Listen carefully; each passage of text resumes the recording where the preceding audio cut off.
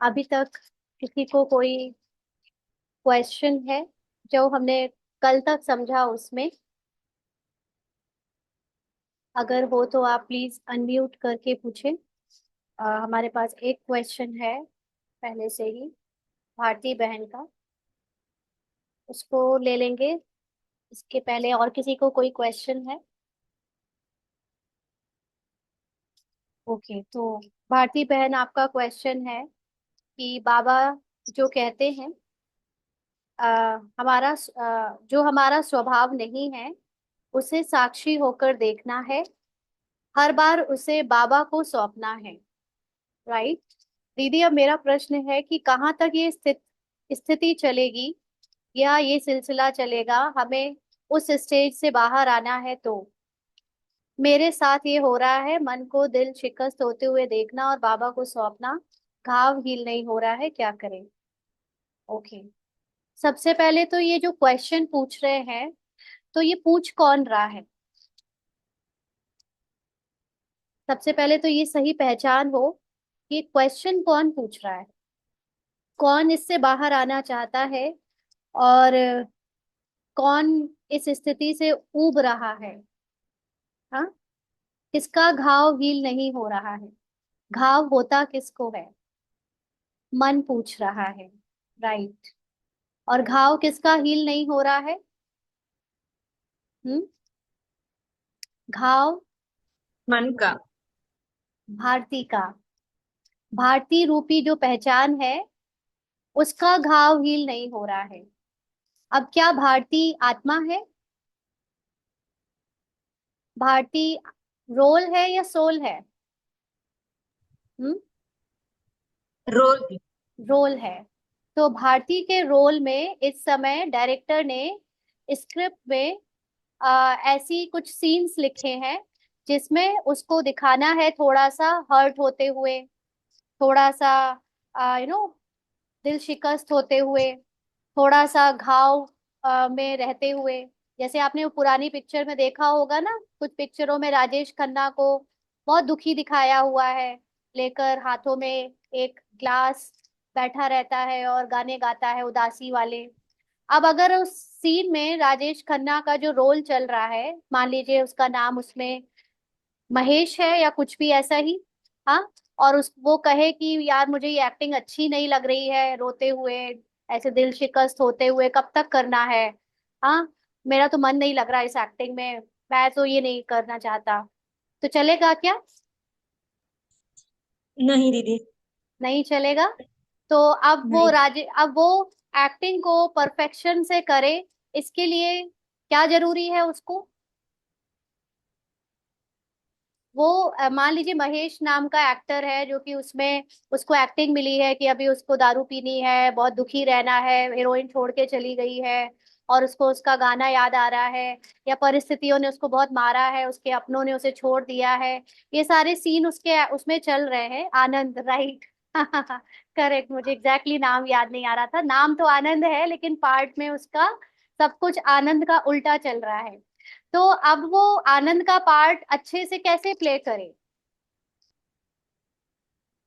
हाँ जी, कैसे अच्छे से प्ले कर सकेगा?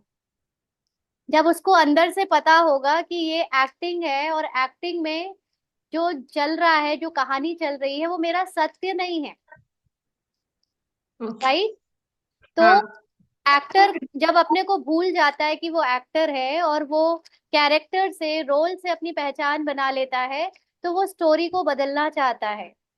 कहने का मतलब है कि जीवन में हर एक आत्मा को अपने आ, रोल करते करते हर बार अलग अलग अनुभवों से गुजरना पड़ता है, और ये अनुभव करने के लिए ही आत्मा अपने परम धाम की स्थिति से नीचे उतरती है, क्योंकि परम धाम में कोई अनुभव नहीं है और आत्मा के अंदर सारे अनुभव है। तो अगर वो नीचे आकर अनुभव करेगी नहीं, तो वो आधे अधूरे अनुभवों को लेकर वापस जा नहीं सकती।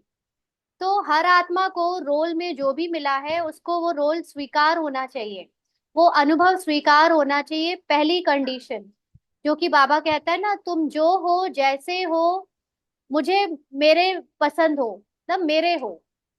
तो क्या मैंने अपने आप को स्वीकारा है? क्या आत्मा ने भारती के किरदार को स्वीकारा है? या वो चाहती है कि मेरी सहेली लता, उसकी लाइफ बहुत अच्छी चल रही है, उसके घर में सब कुछ बहुत अच्छा चल रहा है, मुझे उसकी जैसी लाइफ चाहिए? क्या आप अपनी एक्टिंग बदलना चाहते हो? अपनी स्टोरी लाइन बदलना चाहते हो?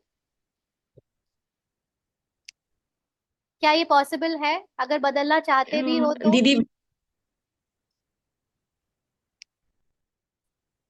भारती बहन, आप बोलिए। पॉसिबल नहीं है दीदी, उसे स्वीकारना है। और स्वीकारना हाँ, कैसे है? उसे जो कंडीशन है उसे स्वीकार। राइट। तो सबसे पहले जो आप कह रहे हो ना कि घाव हील नहीं हो रहा है, ये भारती को, जो एक किरदार है, एक रोल है, कैरेक्टर है, उसका हील नहीं हो रहा है।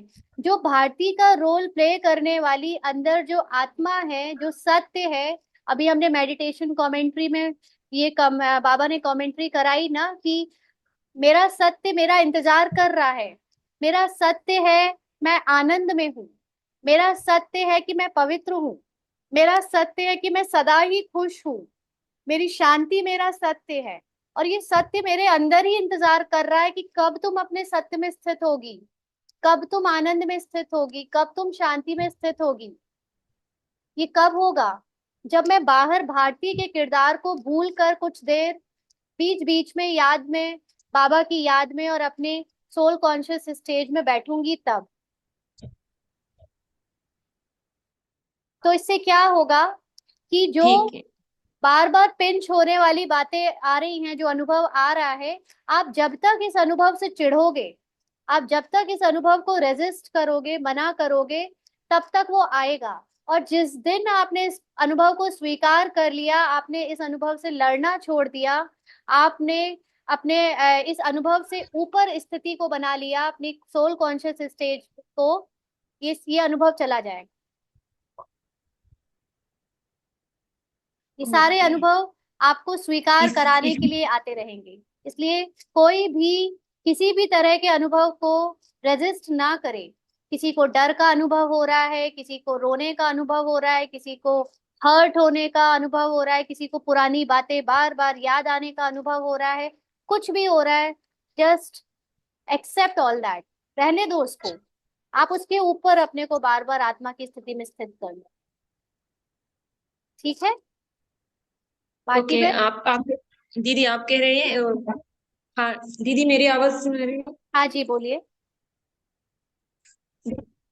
हाँ दीदी, आप कह रहे हैं जो बार बार वो ऐसी परिस्थिति आती है, तब बाबा के साथ बैठ के आत्मा स्थिति में स्थित होना है, ऐसे बोल रहे हैं आप? हाँ, जब ऐसी कोई परिस्थिति आती है जिसमें आपका घाव, आपका हर्ट बार बार आपको सामने दिखने लगता है, बुद्धि की उसमें सीन स्क्रीन पर, तो आपको पहले तो रजिस्ट नहीं करना है उसको। बाबा को बोलना है, बाबा ये वाली फीलिंग, ये वाला हर्ट, ये वाला रिएक्शन मेरे सामने आ रहा है, लेकिन ये मेरा सत्य नहीं है। ये बात भारती नहीं कर सकती बाबा से। रोल को बाबा से बात नहीं करना है, सोल को बाबा से बात करना है। पहले तो अपने को अलग करो रोल ओ। से। रोल और सोल दोनों इतना चिपक गए हैं कि सोल ये अनुभव ही नहीं कर पाती है कि इस वक्त मैं रोल बनी बैठी हूँ। अगर भारती रो रो के बाबा के पास पहुंचेगी, कंप्लेन करके बाबा के पास पहुंचेगी, तो ये रोल गया। रोल बाबा से बात करेगा तो कोई फायदा नहीं है उसका। सोल को बाबा से बात करनी है, एक्टर को बाबा से बात करनी है। और फिर साक्षी होकर भारती के रोल में जो भी फीलिंग आ रही है, संकल्प आ रहे हैं, कर्म हो रहे हैं, बोला जा रहा है, वो सब बाबा को बता देना है, सौंप देना है, उससे फ्री हो जाना है। और बाबा के साथ बैठकर फिर बाबा अपने सत्य को अनुभव करना है कि बाबा, जो बाहर हर्ट है वो रोल का है, वो देह भान का है। अंदर जो आत्मा का सत्य है वो मेरा शांति है, मेरा सुख है, मेरा आनंद है। इसको अनुभव में ज्ञान से बार बार लाना है। ये बार बार करने से आपके ओ। ऊपर जो भारती का प्रभाव आ रहा है वो धीरे धीरे कम होने लगेगा। ठीक है। ओके, ठीक है दीदी। हाँ ठीक है दीदी। और किसी को कुछ पूछना है फिर हम आगे बढ़ेंगे। वैसे अभी आप लोगों को अपने बहुत सारे आंसर्स मिलेंगे आज के सेशन में, तो ऐसा करते हैं हम आगे बढ़ते हैं ना। और फिर देखते हैं, उसके बाद भी कोई क्वेश्चन रह जाएगा तो ले लेंगे, क्योंकि जहाँ तक वही सारी बातें निकल के आती है। दीदी तो वन। हाँ जी भारती बहन। ओके दीदी, आ, अभी स्टार्टिंग में आपने जो मेडिटेशन करवाई उसका रिकॉर्डिंग नहीं हुआ? हाँ नहीं, उसका रिकॉर्डिंग नहीं किया। वो भूल जाती हूँ मैं स्टार्टिंग में रिकॉर्डिंग का बटन दबाना, ओके। तो नहीं हो पाया।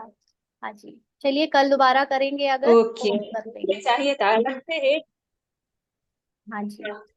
हाँ वो ओके मुझे ओके दीदी। रियलाइज हुआ। चलिए, तो हमने कल यहाँ पे क्लास खत्म की थी, हम वहीं से शुरू करेंगे। Let me share the screen.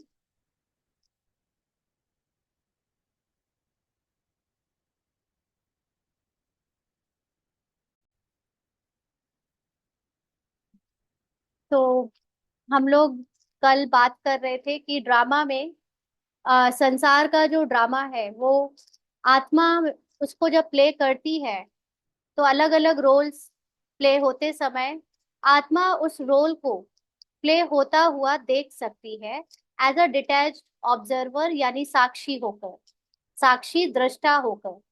तो हम जब बात कर, अच्छा किरण बहन का भी एक क्वेश्चन था कल, है ना, हम आज वो डिस्कस करेंगे। आपने पूछा था कि रोल के बिगिनिंग में जो है वो, क्या क्वेश्चन था, रोल की बिगनिंग में सोल कहाँ रहती है, क्योंकि, हाँ कोई बात नहीं भारती बहन, आप लीव कर सकते हो जब आपको करना हो। आ, तो हमने कल समझा था कि ये जो आत्मा की जो स्थान की बात हम करते हैं कि भ्रकुटी के बीच में रहती है, इसका क्या मतलब है।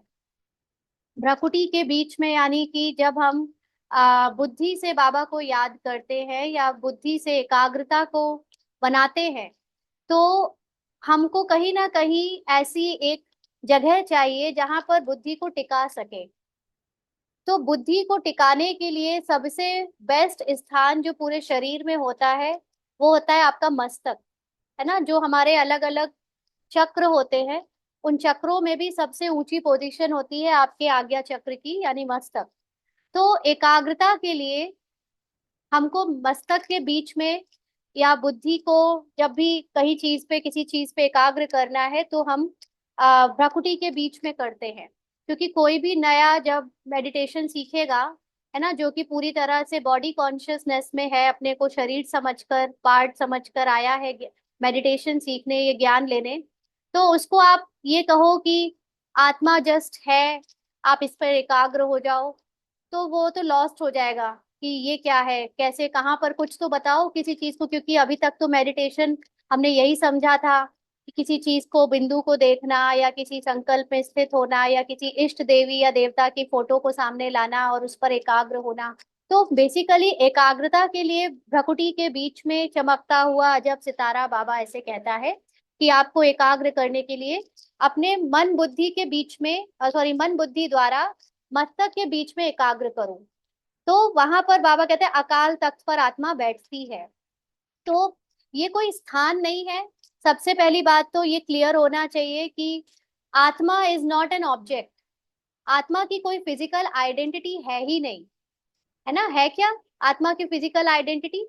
आत्मा तो जस्ट एक एनर्जी है। आप इसको क्या कहते हो, एनर्जी कहते हो ना। तो वो उसके होना, शरीर में होने का क्या मतलब है, ये हम समझेंगे।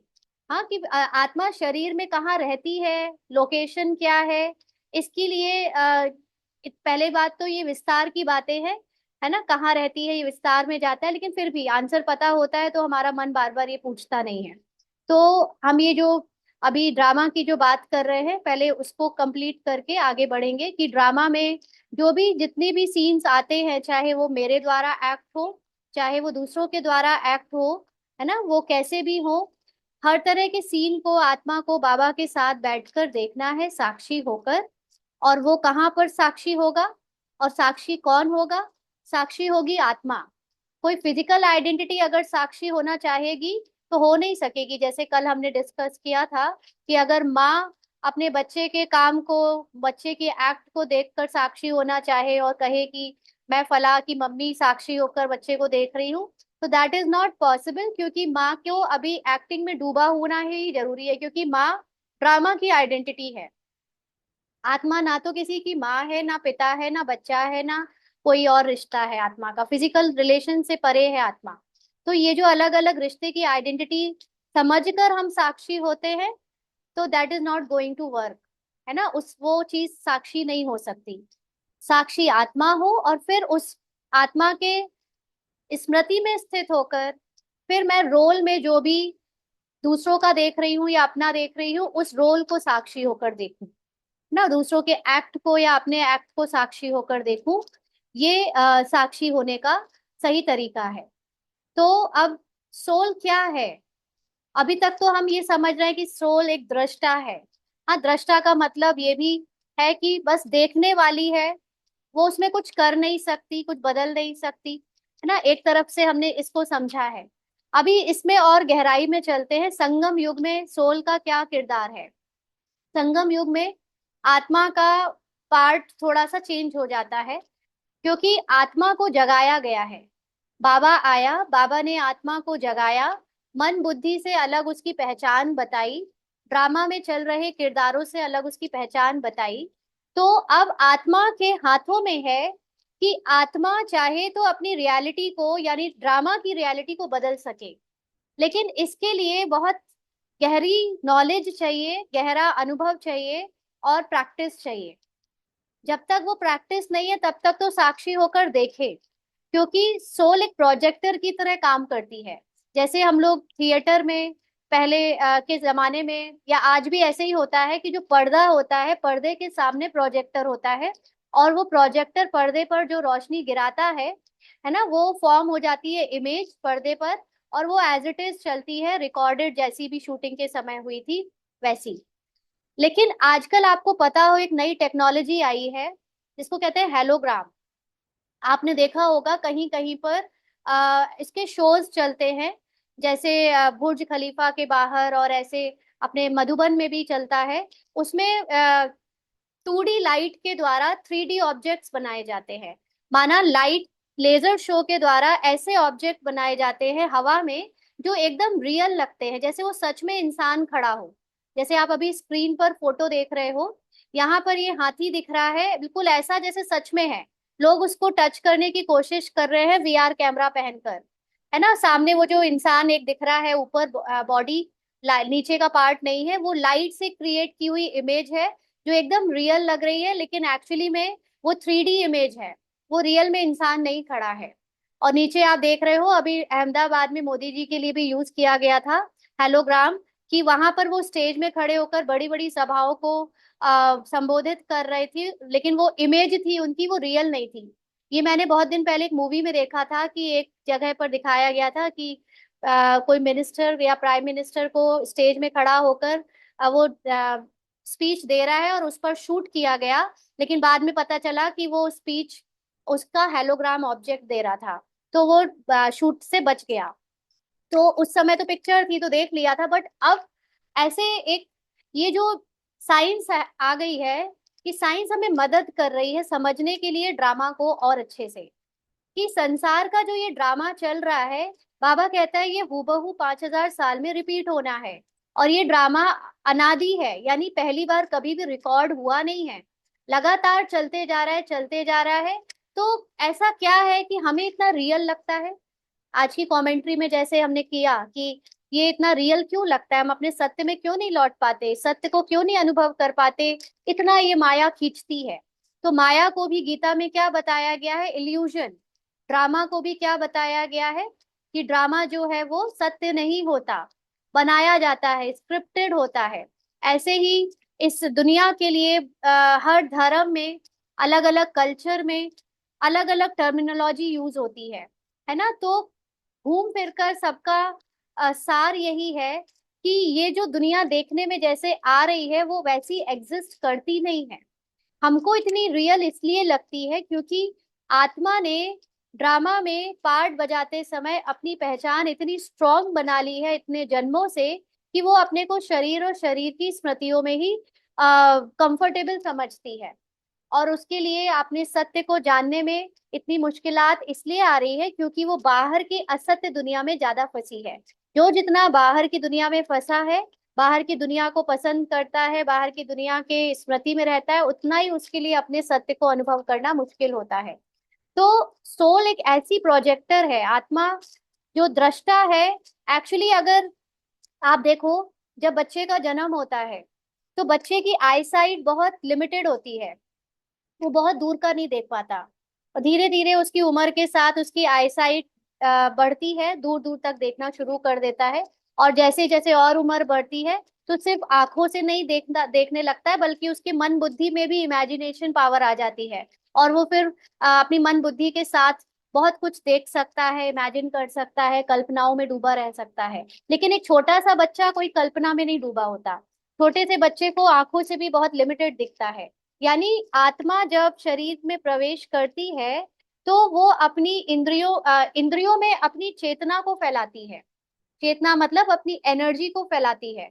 लेकिन क्योंकि अभी अभी आत्मा ने जन्म लिया है, इंद्रियां उतनी बड़ी नहीं है, स्ट्रांग नहीं है, तो उसके लिए संसार बहुत लिमिटेड सा है। लेकिन ये संसार उसने ही बनाया है। वो जिस दृष्टि से इस संसार को देखती है, उसके लिए वो संसार वैसी ही परिस्थितियां क्रिएट करता है। और जब वो संसार के प्रति अपनी दृष्टि को बढ़ा लेता है, उसके प्रति अपनी वृत्ति को बदलता है, तो वो संसार यानी बाहरी परिस्थितियां भी बदल जाती हैं। आप सब जानते होंगे, हमारे बीच में ऐसे कई एग्जाम्पल्स हैं जिन्होंने विपरीत परिस्थितियों को भी क्रॉस करके बहुत ऊंचा नाम पाया, बहुत ऊंची ऊंची उड़ानें भरी, बहुत कुछ दुनिया को दिया है। क्यों? क्योंकि उन्होंने वो लिमिटेड वर्ल्ड की जो परिस्थिति थी उसको स्वीकार ना करके अपनी वृत्ति को बदला, अपने नजरिए को बदला और अपना संसार बदल लिया। तो इस समय हम लोग भी इस दुनिया को मन की नजर से देखते हैं, मन के लेंस से देखते हैं। हमारे अंदर जो होता है हमको बाहर वही दिखता है। यानी हर किसी में जो कुछ भी दिख रहा है, अच्छाई बुराई या जो भी, वो सब हमारे अंदर ही है, जिसका प्रोजेक्शन बाहर हो रहा है ना। तो ये 3D इफेक्ट में दुनिया दिखती है, इसलिए रियल लगती है। ये समझाना इसलिए आसान है वो पिक्चर के पर्दे से, क्योंकि पिक्चर के पर्दे में तो पर्दा होता है, एक एंड हो जाता है, लाइट ऑब्जेक्ट में पड़ती है और वो बंद पर्दे से टकरा के लौटती है, तब हमको दिखता है। लेकिन यहाँ पर अभी ये टेक्नोलॉजी हमें मदद कर सकती है। अभी विदेशों में ऐसी कई जगह पर होलोग्राम का यूज होता है, जहां पर पिक्चर के द्वारा बड़े बड़े डायनासोर चलाए जा रहे हैं, बड़े बड़ी जंगल की आकृतियां और बहुत कुछ चलाया जा रहा है। और देखने में ऐसा लगता है जैसे वो रियल है, एकदम रियल है। आप उसको छुओगे तो वहां कुछ नहीं है, लाइट ही लाइट है। और बाबा ने भी कहा हुआ है कि अंत में सब कुछ लाइट ही लाइट हो जाएगा। विनाश के समय पर सब कुछ लाइट ही लाइट हो जाएगा। किसके लिए? जिसकी स्थिति सोल कॉन्शियस स्टेज की बन गई है। यानी सोल कॉन्शियस स्टेज एक ऐसी स्टेज है जहां पर आप एक ड्रामा को सत्य से एकदम अलग करके देखते हो।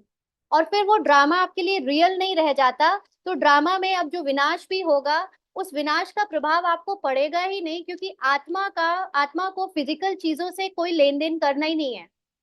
समुद्र की उछाल आएगी, चाहे भूकंप से जमीन फटेगी, चाहे वो हवा पानी बहेगा, लेकिन आत्मा को तो ना पानी डुबो सकता है, ना हवा उड़ा सकती है, ना आग जला सकती है। और जो आत्मा की स्थिति में स्थित है वो सेफ रहेगा। इसलिए बाबा कहता है जो मेरे बच्चे हैं वो बिल्ली के बच्चे के जैसे सेफ रहेंगे। लेकिन मेरे बच्चे का मतलब कौन? निराकार परमात्मा के बच्चे, जो खुद एक अपने को आत्मा समझकर आत्मा के अनुभव में टिकते हैं। ये ब्राह्मण, ये बीके आइडेंटिटी नहीं सेफ रहेगी। बीके आइडेंटिटी भी देह अभिमान है। आज ही मैं ड्रामा करके बाबा की उसकी बुक है एक, स्पार्क विंग की, उसमें ये लाइन पढ़ रही थी। वैसे पता भी थी बट फिर से एक बार रिवाइज हुआ कि ये जो टीचर का भान है कि मैं बीके टीचर हूँ, हाँ, जितने भी लोगों को टीचर का भी भान है ना, ये भी देह अभिमान है। इससे भी छूटना है, इससे भी बाहर निकलना है। एकदम आत्मा की कोई पहचान ही नहीं है बॉडी से रिलेटेड। हम सब यहाँ पर बाबा के सहयोगी हैं। ये भी बहुत सारा जगह पर एक देह अभिमान बहुत तो में चल रहा है बीकेज में, मैं टीचर हूँ, मैं निमित्त हूँ, है ना। तो ये आपको एक नया अहंकार, एक नई पहचान, नई ईगो में ले आता है। तो इसलिए सोल कॉन्शियस स्टेज को डेवलप करने के लिए हमें मन के जो लेंस लगा रखा है दुनिया को देखने का, उसको बदलना पड़ेगा मन मनाभव से। मन मनाभव माना जिस लेंस से बाबा मुझ आत्मा को और दुनिया को देखता है, उसी लेंस को मैच करना है मुझे। मुझे भी बाबा का लेंस लगाना है अपने पार्ट को और दूसरे के पार्ट को देखने में। तो क्या होगा, बाबा का लेंस तो बहुत हाईएस्ट क्वालिटी का है, और खासतौर से हम ब्राह्मणों के लिए बाबा कितनी सारी तारीफ करता है, कितने वरदान देता है सुबह सुबह मुरली में, वो सारे हमारे रियल है। बाबा के लेंस में हमारी स्थिति बहुत ऊंची है, क्या वो हम अपने लिए लेंस लगा सकते हैं?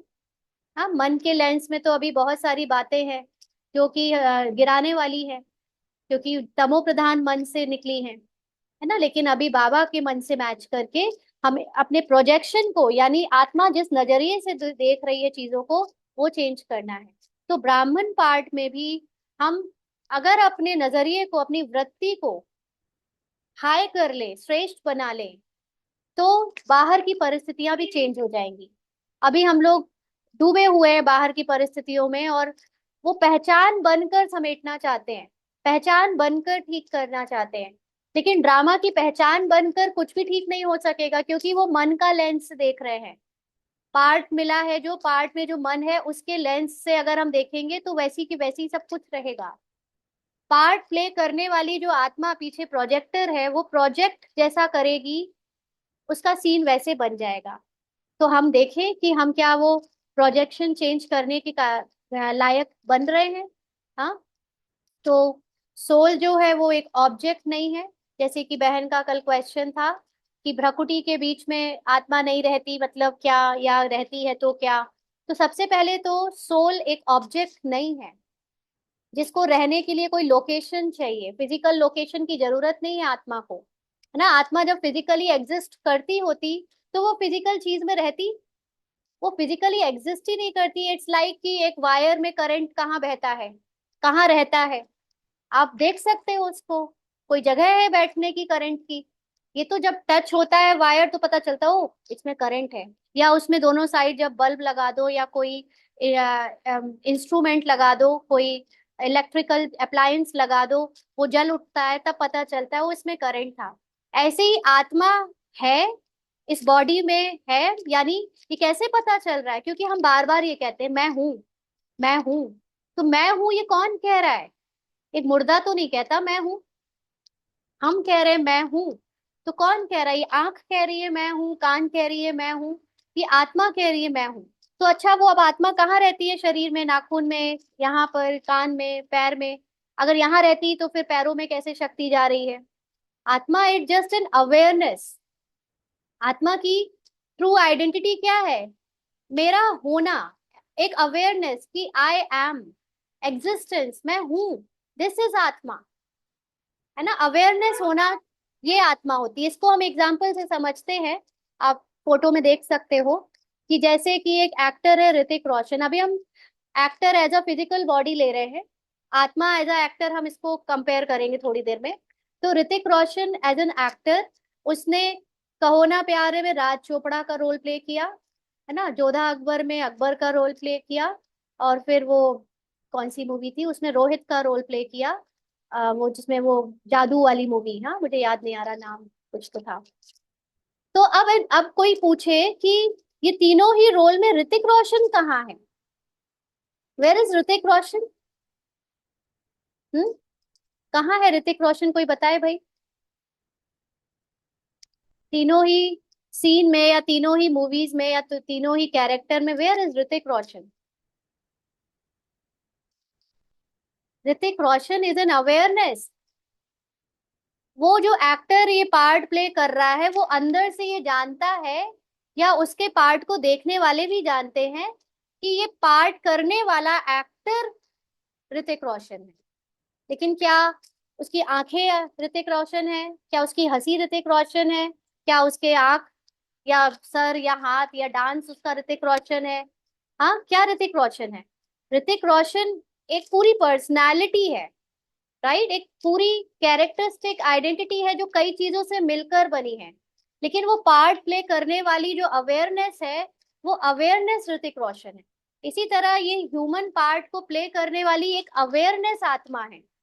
आत्मा के लिए बाबा बिंदु रूप भी इसलिए कहता है क्योंकि हम सब इतने ज्यादा फिजिकल ऑब्जेक्ट के आदी हो गए हैं कि हमको जब तक कोई चीज पर एकाग्रता के लिए कुछ दिया ना जाए, तब तक meditation is out of reach, नहीं कर सकते। और ये आज भी है ऐसा। जैसे कभी कई बार ये कर लेती है, just as a consciousness, just as a awareness कि मैं आत्मा हूँ, बट चलते फिरते काम करते तो बिंदु नहीं देखती है। चलते फिरते काम करते तो यही याद रहता है कि आत्मा ये सब कुछ कर रही है, करवा रही है इंद्रियों के द्वारा। लेकिन जब बैठ के करती है तो फिर एक अवेयरनेस अलग से कई बार नहीं बन पाती जैसे उस स्थिति में, तो फिर ये भी बिंदु क्रिएट कर ही लेती है। और सबने बिंदु से ही शुरू किया, है ना। तो वो बिंदु का मतलब सब जानते हैं, अगर सबका नहीं पता मुझे, बट हमने बिंदु के ऊपर भी रिसर्च की, बाबा ने बिंदु ही क्यों बोला। बिंदु का मतलब होता है अनलिमिटेड, जिसका कोई डायमेंशन नहीं होता, है ना। तो आत्मा के लिए कोई आप उसको डिफाइन नहीं कर सकते, देखी नहीं जा सकती जो चीज, उसको आप डिफाइन कैसे करोगे। बट फिर भी इस मन को, इस बुद्धि को एक पिक्चर चाहिए, समझने के लिए एक इमेज चाहिए। तो फिर हमको वो बिंदु और वो ऑब्जेक्ट और वो कुछ ना कुछ दिया गया जिस पर हम एकाग्र कर सके, विच इज ऑल्सो फाइन, जरूरी है वो, क्योंकि इस मन बुद्धि को ऑब्जेक्ट की दुनिया से निकालना है, दिखने वाली आकारी दुनिया से, साकारी दुनिया से निकालना है। तो उन्हीं चीजों का यूज करना पड़ेगा जिन चीजों में इसको रहना आता है, जिन चीजों की ये आदि है, जिन चीजों में इसका कंफर्ट है, उसी से। इसीलिए जो जर्नी है, spiritual journey, from known to unknown, जो चीजें हम जानते हैं उन्हीं को बाबा इस्तेमाल करता है वो चीज बताने के लिए जो हम नहीं जानते, है ना। तो जो शेप साइज हम जानते हैं, जो दिखता है, जो बातें हमने शास्त्रों में सुनी है, वही सारी बातों को बाबा समझा समझा कर हमें ऐसी बातें समझा रहा है जो हमने कभी नहीं सुनी, जो हम नहीं जानते थे, राइट। तो ये नोन टू अननोन की जर्नी में बाबा हमारे ही अंदर के ज्ञान को यूज करता है। तो हमें ये समझना है कि ट्रू आइडेंटिटी एक अवेयरनेस है कि मैं आत्मा हूं। मैं आत्मा मतलब अहम आत्मा, मतलब ओम जिसको कहते हैं ना, सब लोग तो सभी जानते हैं, ब्राह्मण को रटा हुआ है अहम आत्मा। लेकिन इंग्लिश में ओम को ब्रेक करो तो आई एम, मैं हूं। यही सब, ये तो सबको पता है, कॉन्शियसली सबकॉन्शियसली सब कहते हैं मैं हूँ। आपको अपने जिंदा होने का आभास हर दिन होता है ना, मतलब आत्मा हो आप, ये आभास है आपको। इट जस्ट कि मन उसके ऊपर एक लेयर पहना देता है कि जिंदा तुम हो, मतलब आज ये पहचान जिंदा है, आज रूपाली जिंदा है, आज किसी की मदर जिंदा है, आज किसी की डॉटर जिंदा है, आज किसी की, है ना, ये एम्प्लॉई जिंदा है, या अलग अलग जो भी पहचाने हैं। तो बस मन ने उसके ऊपर एक रॉन्ग लेयर चढ़ा दी है अकॉर्डिंग टू द पार्ट। लेकिन रियल में वो मेरा होना मतलब आत्मा हूं मैं। हाँ।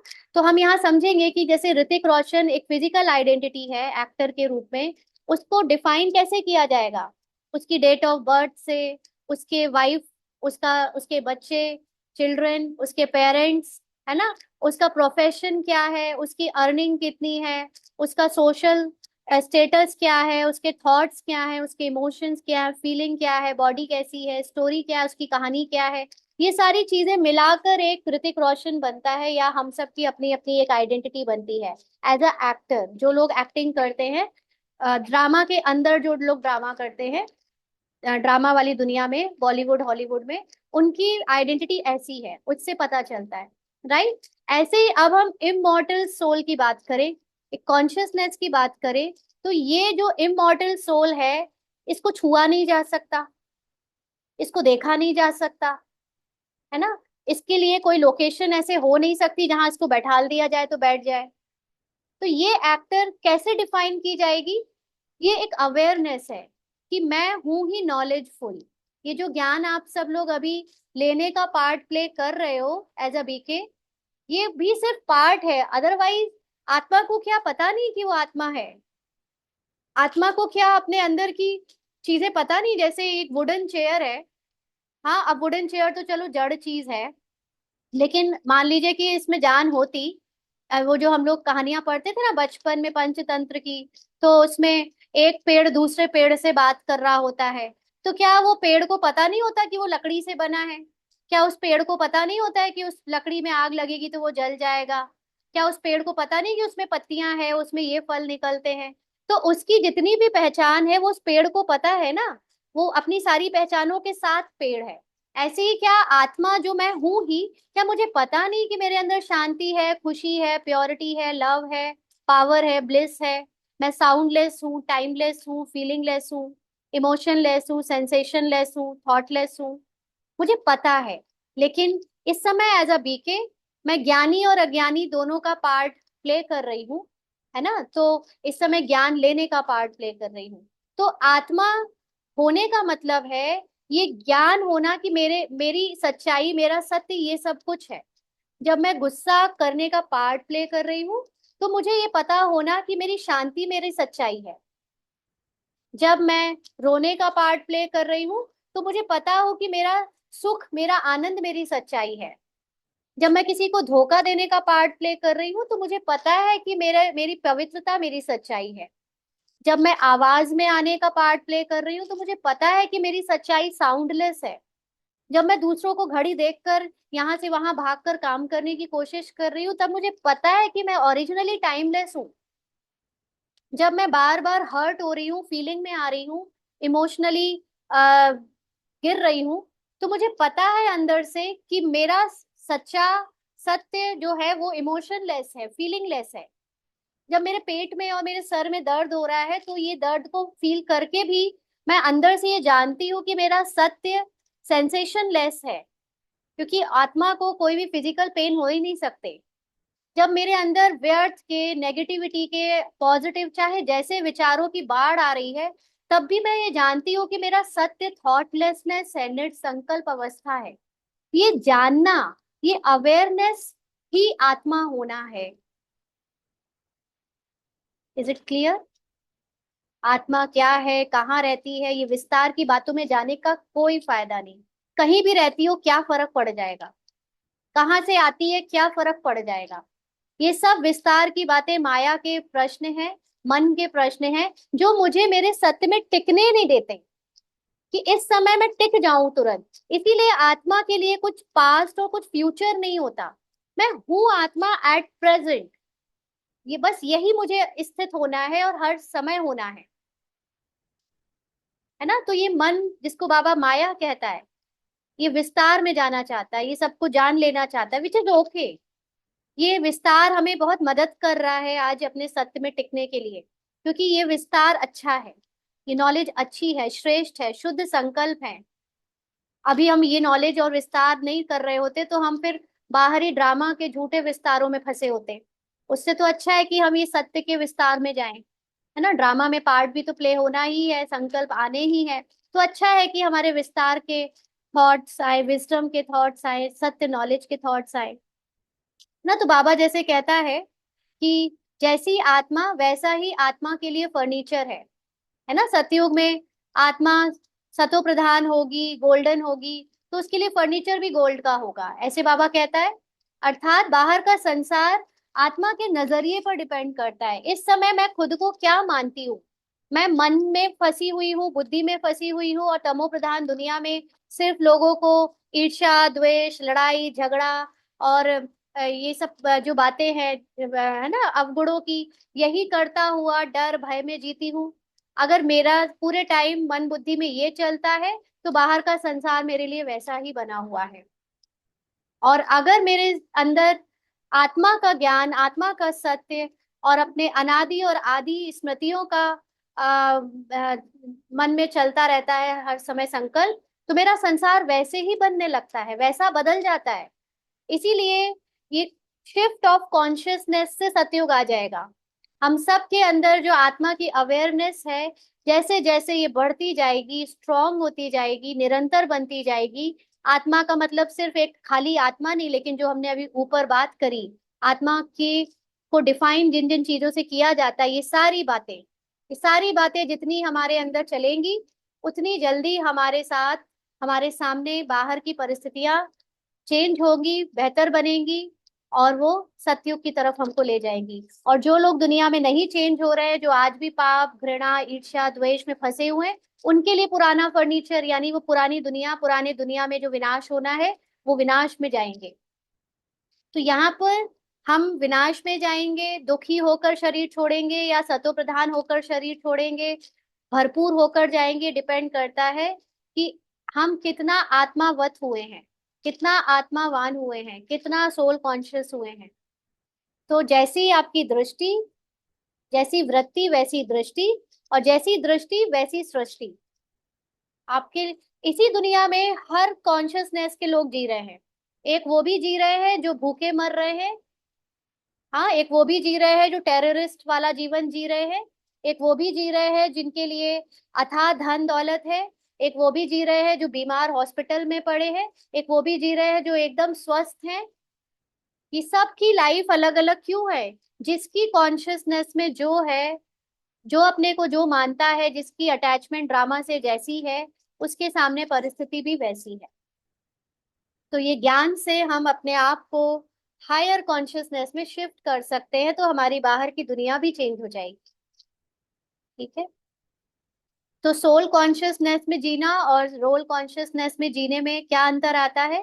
कि जब हम आत्म अभिमानी होकर, आत्मवत होकर जीते हैं, तो हमारा जो ऑरा है, हमारी आ, जो जिसको सूक्ष्म शरीर कहते हैं, हमारी बाहर की जो पर्सनालिटी है, उसमें ज्यादा पावर आ जाती है।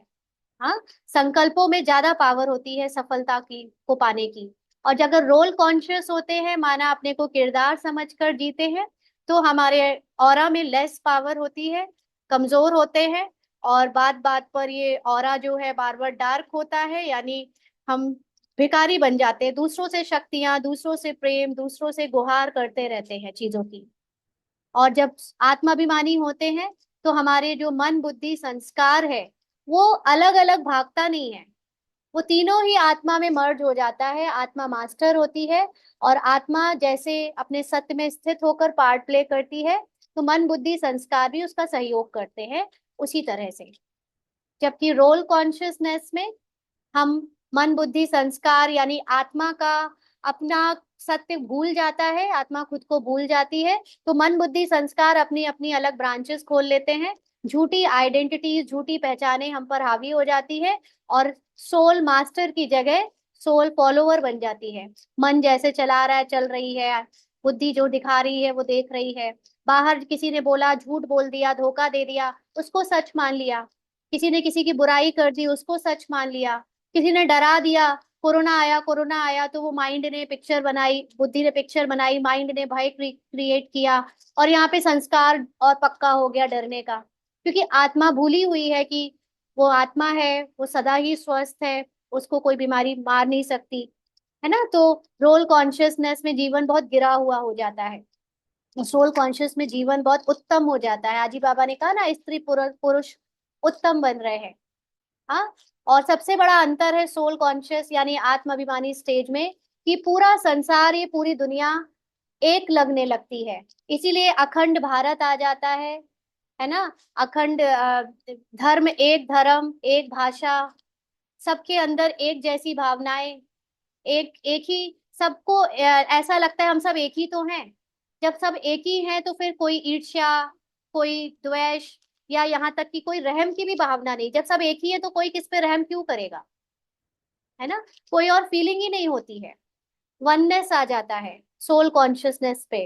और ये सतयुग में नहीं, ये अभी भी हम जितना पार्ट में आत्म अभिमानी बनते जाएंगे, हम देखेंगे कि हर दूसरी आत्मा का पार्ट भले ही कैसे भी प्ले हो रहा है, लेकिन हम उसकी कमी कमजोरी देखना बंद कर देंगे। जैसे हम अपनी कमी कमजोरी को माफ कर देते हैं, स्वीकार कर लेते हैं और उसको भूल जाते हैं, ऐसे ही दूसरों की कमी कमजोरियों को भी हम निग्लेक्ट कर देंगे, पार्ट को कभी चित्त पे रखेंगे नहीं, उसकी आत्मिक सत्य अवस्था को ही याद रखेंगे, तो वो सब एक ही लगेगा, फिर द्वैत खत्म हो जाएगा। और जबकि जब हम रोल कॉन्शियस होते हैं, जब फिजिकल दुनिया से पहचाने बनाते हैं, तो हमें हर चीज डिफरेंट लगती है। अलग देश, देश में भी सबकी अलग अलग स्किन कलर, सबका अलग अलग पार्ट, अलग भाषा। और ये दो भाई बहन भी है तो लगेगा कि अलग है बिल्कुल, ये उसकी अपनी पसंद, मेरी अपनी पसंद, उसका अपना मोबाइल, मेरा अपना मोबाइल, सब कुछ अलग अलग। इतना हद तक हम बट जाते हैं, यहाँ तक कि अपने अंदर भी एक राक्षस और एक एंजल को अनुभव करने लगते हैं, इतना द्वैत में आ जाते हैं, है ना। तो ये रोल कॉन्शियस होने का नुकसान है। इसको अभी हम समझ सकते हैं, ये यहाँ पर थोड़ा सा गड़बड़ हो गया है फोटो में। प्रोजेक्ट बनाया कुछ और था, यहाँ कुछ और दिख रहा है। ये जैसे आप देख रहे हो कि यहाँ अलग अलग शेप है, स्टार, ट्रायंगल, ओवल शेप। अब आप देखोगे कि शेप के नाम तो अलग अलग है, एक का है स्टार, एक का ट्रायंगल, एक का ओवल, लेकिन तीनों के अंदर रंग क्या है, कलर क्या है, सेम, रेड रेड रेड। जैसे हम लोग भी अलग, मैं रूपाली, कोई सामने अखिल, कोई प्रहलाद, कोई रागनी बहन, ऐसे सबके नाम अलग अलग हैं, लेकिन सबके पार्ट के अंदर जो बैठी आत्मा है, जो बजा रही है एक्टर, वो तो आत्मा है। और आत्मा सबकी सेम है, सबके अंदर सेम गुण है, सबकी सच्चाई एक जैसी है।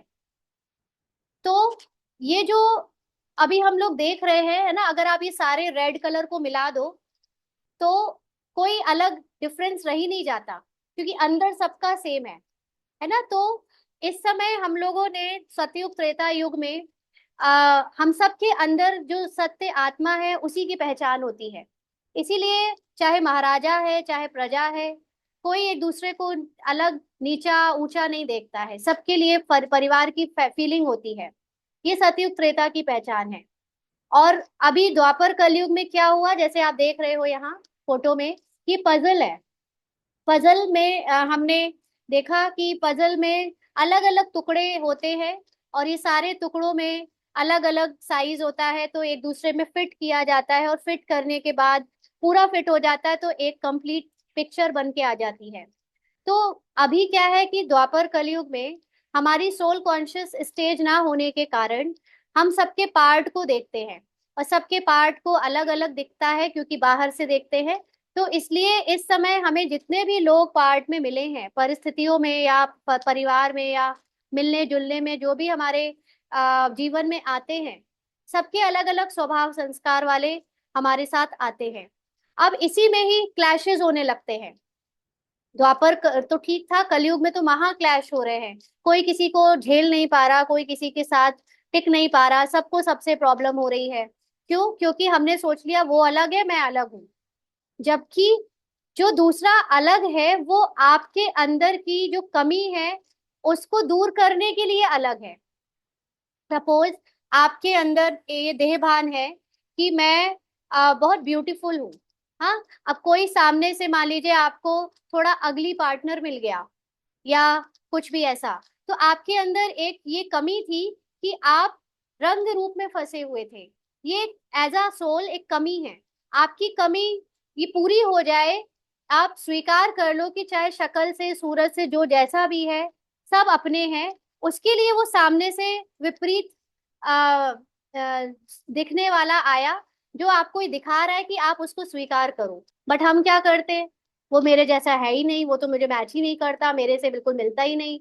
मैं लंबा हूं तो मुझे लंबा ही चाहिए, मैं छोटा हूं तो मुझे छोटी ही चाहिए, है ना। या मैं परफेक्शनिस्ट हूँ, मुझे ये काम बहुत अच्छे से आता है और मैं सब काम बहुत परफेक्शन से करती हूँ, सफाई से करती हूँ। तो आपके सामने ऐसे लोग आएंगे जो थोड़ी गंदगी में रहेंगे, जो थोड़ा सा केयरलेस होंगे। वो आपको ये दिखाने आ रहे हैं कि तुमने दोनों चीजों को स्वीकारा नहीं है। परफेक्शन भी स्वीकार होना चाहिए और केयरलेसनेस भी स्वीकार होनी चाहिए, तब आप कंप्लीट होते हो। एक आत्मा के लिए सब कुछ स्वीकार होना जरूरी है, क्योंकि आत्मा के अंदर सारे अनुभव हैं। और आप सिर्फ चाहते हो कि मेरे जैसा परफेक्शनिस्ट ही मुझे स्वीकार है, मैं उनके साथ ही रहूं, तो देखते हो कि बार बार ऐसे लोग आ रहे हैं जो आपसे विपरीत हैं। तो हमें ये समझना है कि मन बुद्धि संस्कार द्वापर में द्वैत इसलिए आ रहा है क्योंकि हम सबको अलग समझ रहे हैं। और जब तक मैं अपने को आत्मा जान नहीं लेती हूँ, संगम युग आ नहीं जाता है, बाबा हमें ये ज्ञान दे नहीं देता, तब तक ये क्लैशेस दिन ब दिन बढ़ते जा रहे थे।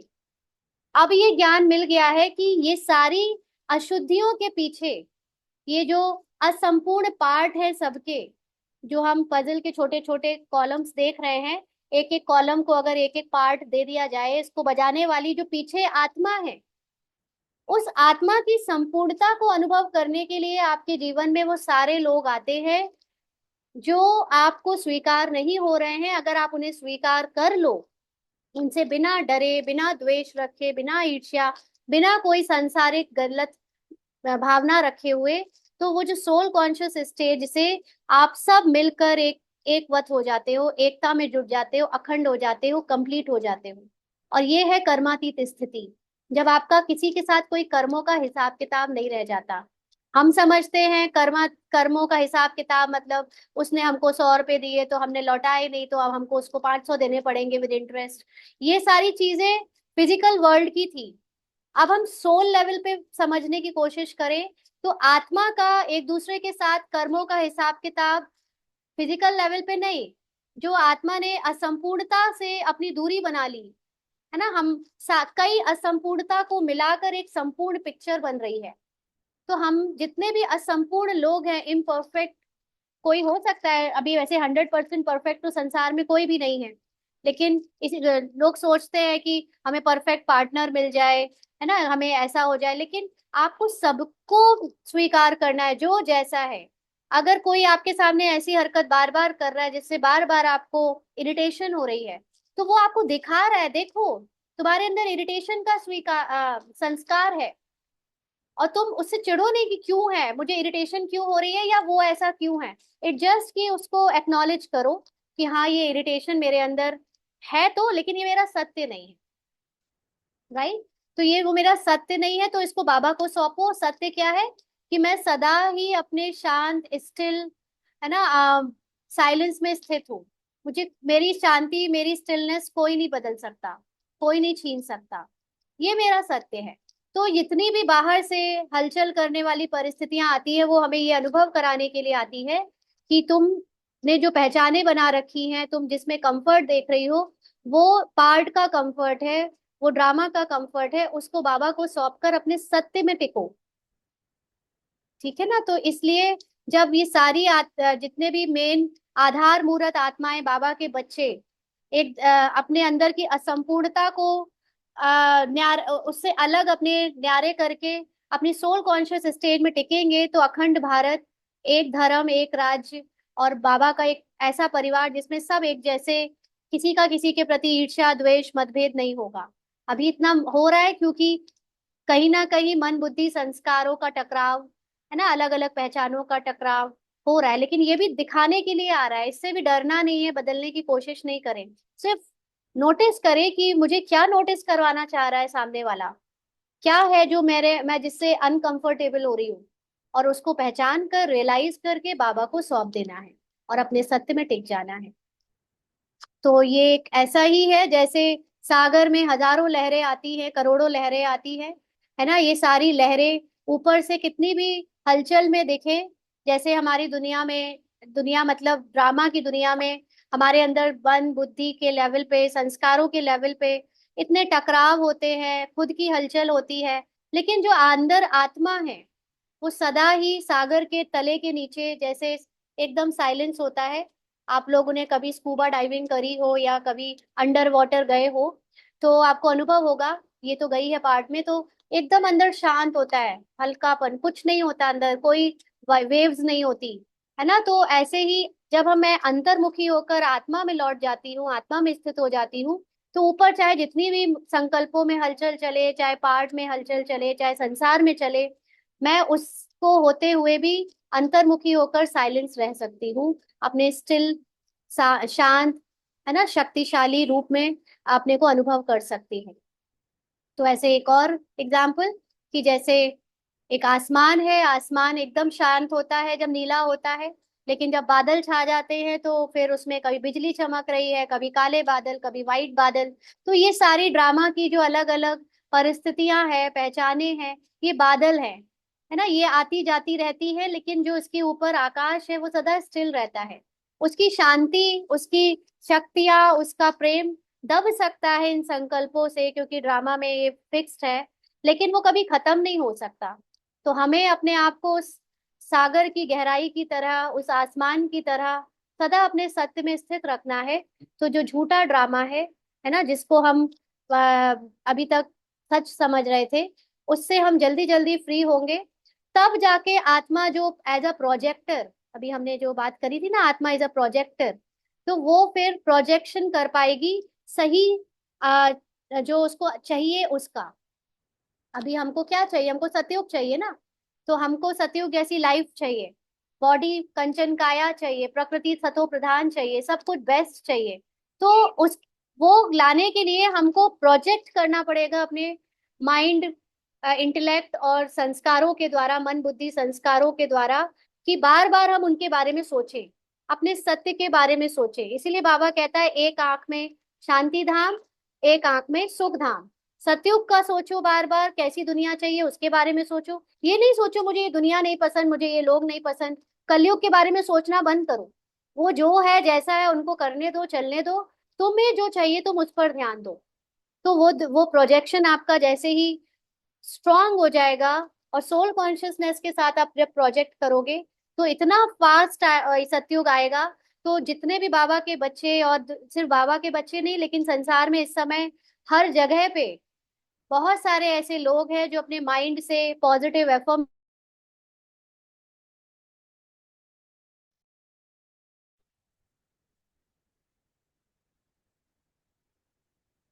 तो हम बात कर रहे थे कि अभी ऐसे पूरे संसार में ये पॉजिटिविटी की एक लहर आ रही है, जिसमें सभी लोग अपने अपने लेवल पे कॉन्शियसनेस को शिफ्ट कर रहे हैं। पुरानी दुनिया से नई दुनिया की इच्छा रख रहे हैं, शांति की और ऐसी संसार की कामना कर रहे हैं जो बहुत स्वस्थ हो, जहाँ पर सब कुछ अच्छा अच्छा हो। तो हम बाबा के बच्चों के पास वो एक्स्ट्रा पावर्स हैं, जिससे हम जो है आधार मूर्त के स्वमान में स्थित होकर विश्व कल्याण के को जल्दी से जल्दी समापन कर सकते हैं, अपने सत्य में टिक के। क्योंकि दुनिया के पास आत्मा का ज्ञान नहीं है। उनके पास अच्छे संकल्पों की पहचान तो है, लेकिन जो आत्मा है, जो आत्मा का सत्य है, उसमें स्थित होने के लिए जो बाबा ने हमें शक्तियां दी हैं, वो शक्तियां उनके पास नहीं है, है ना।